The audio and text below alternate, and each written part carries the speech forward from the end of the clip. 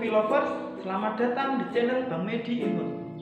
Sebuah film tentunya bukan hanya sebuah tontonan, bukan hanya sebuah hiburan, tapi sebuah film rata-rata terdapat sebuah pesan moral, hikmah, ataupun motivasi.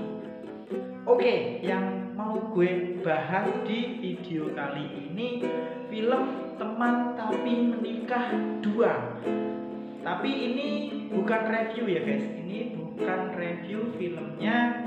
Ini adalah sebuah pesan moralnya yang gue dapat setelah nonton film Teman Tapi Menikah 2 ini guys. Gue dapat beberapa pesan moral yang disampaikan dalam film ini. Oke, masing-masing kita punya sudut pandang yang berbeda. Walaupun filmnya sama, tapi kita semua punya sudut pandang masing-masing yang berbeda.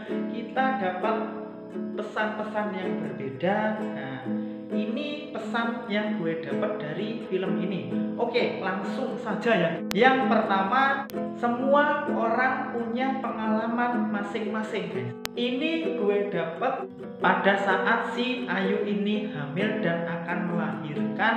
Nah, si Ayu ini sama suaminya Dito ini kemana-mana tanya orang kesana kemari, gimana sih proses melahirkan ini, prosesnya gimana, ini apa bidan yang terbaik untuk melahirkan ini di mana. Pokoknya dia ini tanya-tanya ke orang-orang yang sudah berpengalaman gitu guys. Setiap orang yang ditanyai ini punya jawaban yang berbeda, punya pengalaman yang berbeda. Jadi intinya pesannya adalah setiap orang ini punya pengalaman masing-masing dan pengalaman itu tidak akan pernah sama. Pesan yang kedua adalah setiap masalah ada solusinya. Nah, ini gue dapat dari scene pada saat si Dito ini kumpul dengan teman-temannya dan si Dito ini lagi punya konflik sama istrinya si Ayu. Nah, jadi si Dito ini ngerasa pusing banget dengan masalah ini, dengan konflik ini yang dia alami setelah menikah, lalu istrinya hamil. Ini banyak banget masalahnya. Jadi masalah sepele aja bisa digede-gedein gitu ya.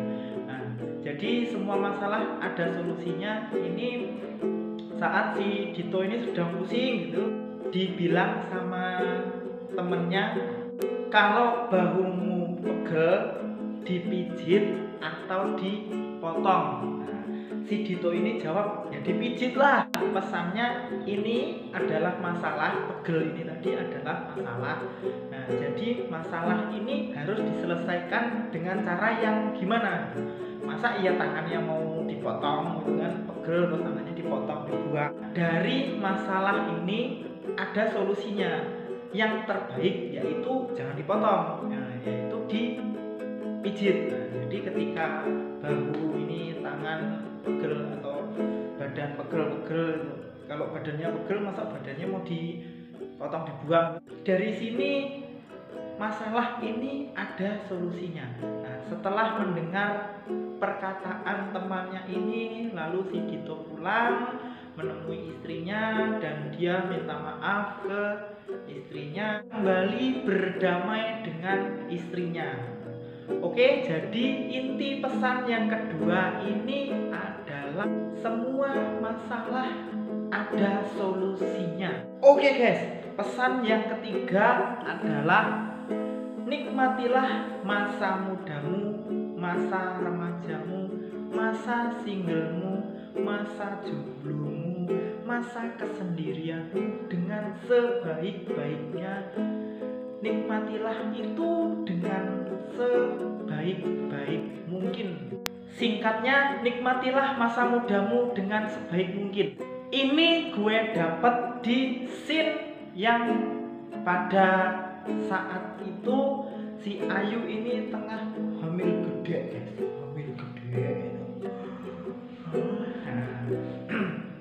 saat si Ayu ini tengah hamil gede, si Ayu ini bertemu dengan teman-temannya berkumpul di kafe.